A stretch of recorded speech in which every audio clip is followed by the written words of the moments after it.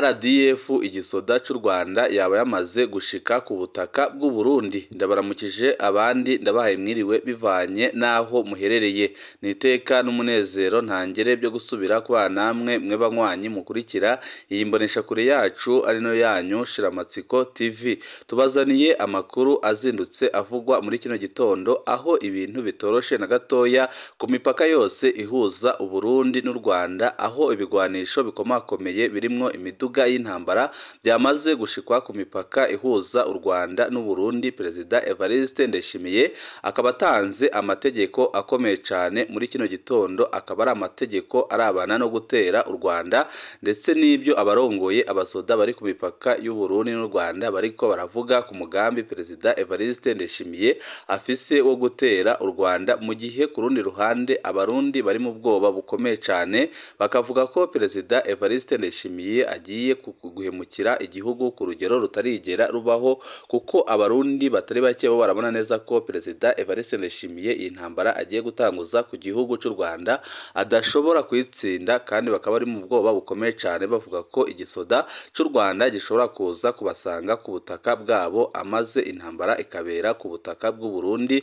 ibishobora guteza ikibazo gikomeye cyane abarundi. Akaba ariyo mpamvu abarundi yaba abari hanze y'igihugu yaba abari mu gihugu bariko baratabaza bakavuga ko amahanga yarakwiye kureba ku butegetsi bwa Perezida Evariste Ndayishimiye, amaze agahagarika ibikorwa bibi biriko birakorwa na Perezida Evariste Ndayishimiye, kuko uko biboneka neza nuko Perezida Evariste Ndayishimiye adahagaritswe byarangira asambuye igihugu cy'u Burundi. Murazi intambara iriko irashiramwo abana b'u Burundi mu burasirazuba bwa Kongo, aho M23 iri kubacucuma benshi bakicwa. Murazi intambara agiye gushora ku gihugu cy'u Rwanda ko itari intambara yamworohera, kandi ko atari minota 30 abasoda b'u Burundi bamara ku butaka bw'u Rwanda. Murazi ko Perezida Evariste Ndayishimiye maze gufatanya igisoda cy'igihugu n'imitwe yitwaje ibigwanisho harimwo interahamwe zibarizwa mu mutwe wa FDLR zasize zihekuye u Rwanda mu mwaka w'1994 igihe haba jenoside yakorewe abatutsi. Izo nterahamwe zikaba zikirota n'ubundi kugaruka gukora jenoside, aho zahungiye nyine mu burasirazuba bwa Kongo, zikaba ziriko zirashaka abafatanya bikorwa babafasha kugaruka guhemukira u Rwanda, ariko benshi bakabona ko bitakunda. Izo nterahamwe nyine zikaba zaranamaze kubona Perezida Evariste Ndayishimiye nk'umuterankunga ukomeye cyane, kuko bariko baramuha inzahabu nawe akabaha ubufasha bwose bwa gisirikare, kugeza naho yabemereye kujya gutera igihugu cy'u Rwanda, igihugu kimaze imyaka itari munsi ya 30 kiyubaka, kandi akaba ari igihugu kimaze gutera imbere, aho abanyarwanda babayeho neza kandi bafise ubumwe bukomeye cyane, ku buryo uwaza kubagabamwo amacakubiri uwo ari wese atakihanganirwa. Akaba ariyo mpamvu benshi bavuga ko Perezida Evariste Ndayishimiye yihenze cyane, kuko ibyo ariko aratekereza ko byaba ku Rwanda arashobora kwisanga byabaye ku gihugu ciwe. Turaza kubigaruka ko mu idonido ry'aya makuru, aho tuza kubabwira bishasha biriko biravugwa hagati y'u Burundi n'u Rwanda, ndetse n'amategeko akomeye cyane Perezida Evariste Ndayishimiye yamaze guhereza abarongoye abasoda ku mipaka yose ihuza u Burundi n'u Rwanda, no mu ishamba kama rya Kibira rihana imbibi n'ishamba rya Nyungwe riri mu gihugu cy'u Rwanda. Byose nyine murabikurikira muri ano makuru twabateguriye. Turaza no kubabwira ku bindi byinshi bitandukanye biriko biravugwa ngaha mu gihugu cy'u Burundi, aho abategetsi bakomeye cyane bakomoka mu mugambwe uri ku butegetsi bageramiwe, kandi bakaba batariko baroroherezwa na Perezida Evariste Ndayishimiye, aho tuza kubabwira umushingamateka ukomeye cyane ariko waranzwe n'ibikorwa bibi bibabaje mu mugambwe uri ku butegetsi bijanye no kunyuruza abantu bakaburwa irengero, ndetse n'ibindi bikorwa biteye isoni. Akaba ariyo mpamvu Pacifique Ndayisaba arasaba leta ya Australia kugumiza amaso ku bibera mu Burundi, kubera yuko ibiriko birabera mu Burundi ari agahomera munwa. Murazi ko abarundi bari hanze y'igihugu abo bita abadiaspora bamaze iminsi batabaza amaleta barimo ngo aze arebe ibiriko birabera ku butaka bw'u Burundi, kuko abarundi bariko barabandanya guhunga ku bwinshi, abandi bakicwa, kandi biraboneka neza ko ivangura rishingiye ku bwoko ririko riribonekeza ngaha mu gihugu c'u Burundi ryafashe undi murindi ukomeye cyane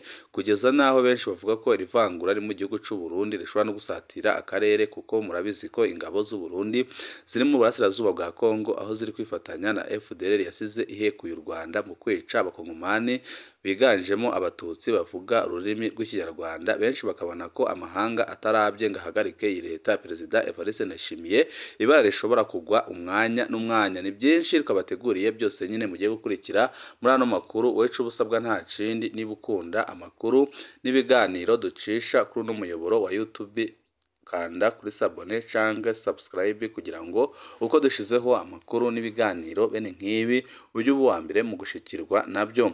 Mbere yuko tubabwira ibiriko birakorwa ndetse n'amategeko ngo Perezida Evariste Ndayishimiye amaze guhereza abarongoye abasoda bagiye gutera u Rwanda, tubanze tubabwire ibyo abarundi n'abandi bariko barasaba abo bita abadiaspora basaba ko amaleta barimwo yaza kureberera Uburundi bagahagarika leta ihari kuko ni leta iriko iramena amaraso y'abarundi kandi bikaboneka neza ko bishobora no kurenga igihugu c'u Burundi bigatandukira ndetse n'akarere kose.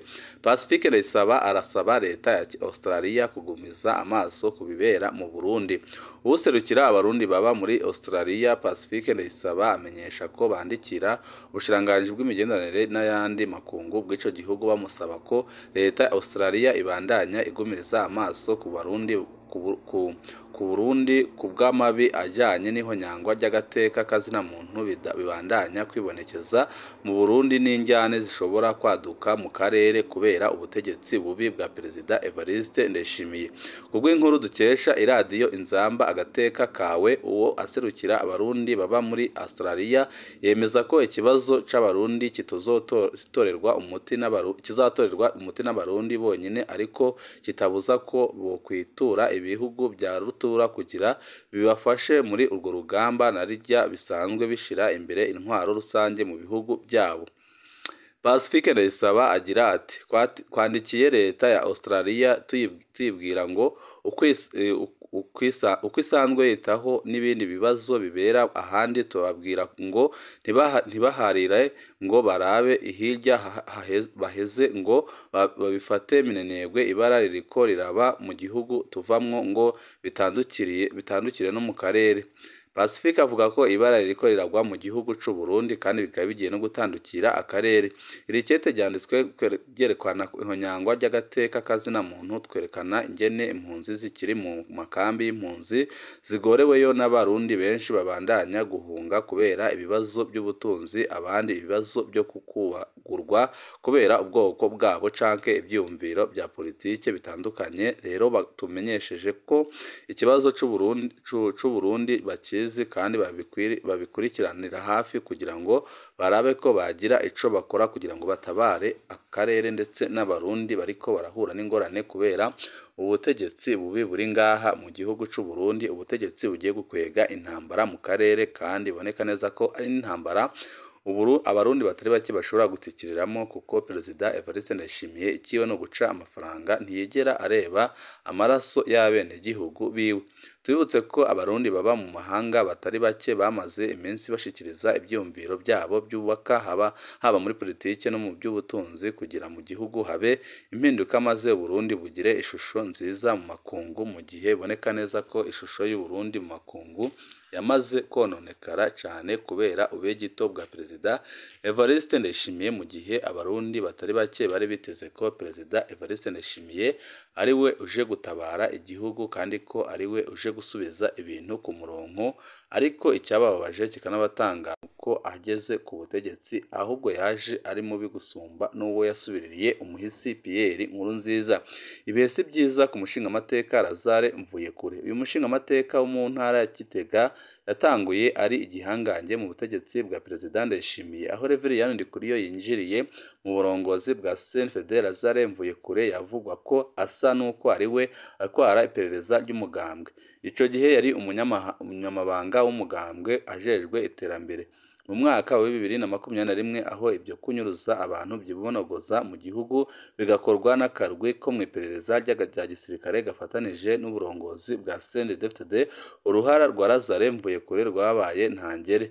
umushoferi wa Lazare mvuye mu mugambwe witwa Daniel Bigirimana niwe yanyonga imodoka yakoreshejwe mu kunyuruza abatari bake. Amafaranga yakoreshwa muri ibyo bikorwa yava mu mugambwe agatangwa na Lazare Mvuyekure. Uwundi bakoranye cyane muri ibyo bikorwa yari Ajuda Majoro Vianney Rwasa, umupolisi yari ajejwe umutekano wa Reveriyano Ndikuriyo. Mu gisirikare yarakorana na Lieutenant Colonel Libere Niyonkuru yari icegera c'umukuru w'iperereza rya gisirikare be na Ajuda Majoro Onesphore Ndayishimiye batazira Bradco yari arongoye akarwi kari kajejwe gufata no kwica abanyuruzwa. Muri Munyonyo 2022 Lazare Mvuyekure yarahinduriwe amabanga ahabwa kuba umunyamabanga ajejwe imihari ikomoka kuri CNDD-FDD. Ico gihe benshi bafata ko adugijwe mu bwizigirwa bukomeye cyane, kanatsinda yavugwa ko ari mu bafashije Perezida Ndayishimiye guperereza General Bunyoni n'akarwi kabo bita ko bari mu iragi rya Nkurunziza. Lazare Mvuyekure yateye anakomera cyane mu bijanye n'ubutunzi, aho ava muri komine Bugendana abanyagihugu bidoga ingene yabanyaze amatongo canke akabagurira ku giciro gito cyane nabo bagatinya kubera igikenye c'ubutegetsi. Muri iyi komine Perezida Ndayishimiye na Lazare Mvuyekure barigaruriye amahegitari menshi cyane yahora atunze indiri z'imiryango y'abanyagihugu.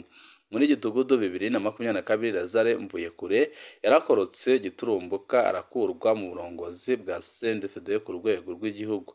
Amakuru dufise avuga ko yakuwe kubera ishavu rya Perezida Ndayishimiye amaze kuronka amakuru y'ingene Lazare Mvuyekure yoba yaranyuruje amamiliyoni yari agenewe kubaka igicaniro ca CNDD-FDD Igitega. Benshi muribuka aho muri Myandagaro 2017 Perezida Nkurunziza yashinga ikibuye cy'amatoni 5 Igitega acita icagirije, acatuma abagumyabanga bose gutunda amabuye y'ibyagirije mu nzu zabo.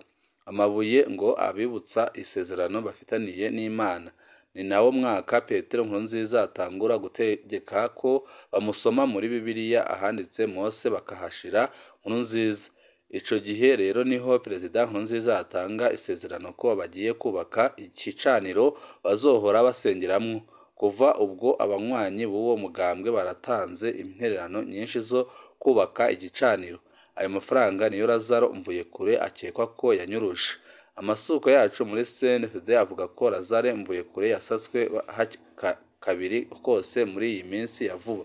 Ubutumwa buhanahanwa muri bamwe mu bagumyabanga bumwita umuhemu. Iyo ataba ari umushingamateka birashoboka ko ibyiwe biba bigeze kure cyane. Ubona iyo yapfuma anyuruza amafaranga yari agenewe ibikorwa byo kunyuruza abantu muri 2021 maze agakiza ubuzima bwa benshi. Amaraso y'inzirakarengane akwega imivumo gusa nta kindi gishobora kumubaho uretse ibingibi. Ariko ababwiye ko tuza kubabwira kubiriko birakorwa kugira ngo Uburundi bwitegurire gutera Urwanda. Hari amategeko Perezida Evariste Ndayishimiye ahejeje guha abarongoye abasoda bari ku mupaka ihuza Uburundi n'u Rwanda ndetse n'abari mu ishamba rya Kibira, aho amaze kubabwira ko bagomba kwitegura umwanya n'umwanya ko aza kubaha itegeko bagatera u Rwanda, kandi ababwira ko interahamwe ziriko ziraza zigomba gufatwa nk'abasoda b'u Burundi kandi ko zose zigomba guhabwa ibyangombwa byose bikwiriye amaze zikambikwa umwambaro w'igisoda c'u Burundi kugira ngo bazatere u Rwanda bagaragara ko ari abasoda b'u Burundi. Perezida Evariste Ndayishimiye ibingibi abitegetse muri kino gitondo, aho nubwo yari ari mu gihugu ca Kongo yatanze ubutumwa kuri telefoni abuhereza urongoye gisoda c'u Burundi General Prime Niyongabo amutegeka guhita abuha abarongoye abari ku mipaka yose ihuza Burundi n'u Rwanda ndetse n'abari mu ishamba rya Kibira, aho yababwiye ko bagomba kwitegura kandi bakambika interahamwe nyine zibarizwa mu mutwe wa FDL zasize zihekuye u Rwanda imyambaro ya gisoda y'u Burundi, kandi bagahabwa byose nk'ibiriko birahabwa umusoda w'u Burundi kugira ngo bafatane kandi bagiye ku rugamba ari umuntu umwe. Ibi byose nyine bikaba biriko biraba muri ya nteguro Perezida Evariste Ndayishimiye afise yo gutera u Rwanda, ariko benshi bakavuga ko yaba yitaye mu canwa ukomeye cyane kuko u Rwanda si igihugu coroshye. U Rwanda ni igihugu gifise igisoda gihambaye, bizwi neza ko ari igisoda gikomeye yaba mu karere ndetse no muri Afurika hose. Akaba ariyo mpamvu benshi bavuga ko Perezida Evariste Ndayishimiye intumbero afise atayindi ahubwo ko ashaka kugumya kugandagura abasoda biwe, amaze akabona amafaranga menshi cyane. Byose nyine akaba ariko arabikora mu gushimisha shebuja Perezida wa Kongo Antoine Felix Tshisekedi. Twabemereye ko kuri nombonesha kure tuzajya tubashikiriza bishasha bizaba biriko biravugwa, ndetse n'amakuru azaba ahambaye cyane utapfa kuronka ahandi, kuko twebwe amakuru tubashikiriza tuyahabwa na bamwe mu bihangange bikomeye cyane birongoye inzego z'umutekano ngaha mu gihugu cy'u Burundi. Akaba ariyo mpamvu ibijanye n'umubano w'u Burundi n'u Rwanda atahandi ugomba kubikurikira uretse kuri uno muyoboro wa YouTube udushikiriza inkuru utaronka ahandi, Shiramatsiko TV. Umwanya n'umwanya turaza kubashikiriza bishasha bizaba biriko biravugwa, byose nyine mukabikurikira hano. Icyo ubusabwa nta kindi nyine no gupyonda kuri sabone kugira ngo uko dushizeho amakuru n'ibiganiro bene nk'ibi ujye uba uwa mbere mu gushikirwa nabyo. Ibe byiza nibyo ndabipfurije.